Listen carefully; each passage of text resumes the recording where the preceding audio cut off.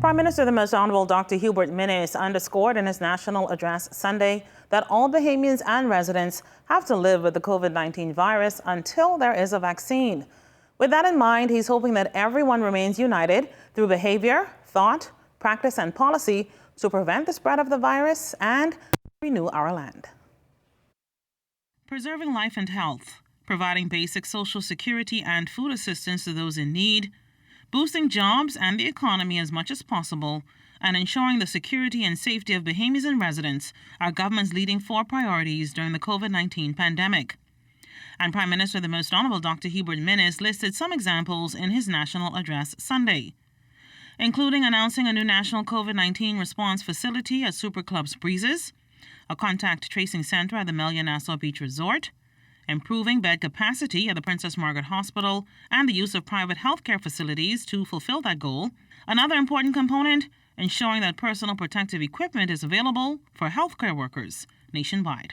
The inventory of PPEs are monitored daily.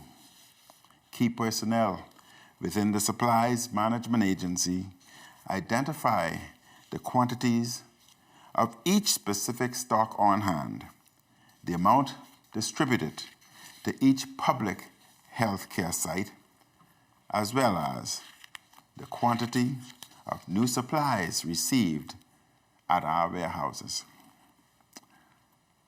I am advised that any temporary shortages within wards or units, when they occur, are short-lived, as the supplies management agencies use a top-up system that facilitates restocking as soon as inventory reaches a predetermined level. And to keep union officials updated on COVID-19 response efforts, separate bi-weekly meetings will be held between the Prime Minister, Ministry of Health officials, and representatives of the doctors and nurses unions from Health's Emergency Operations Center.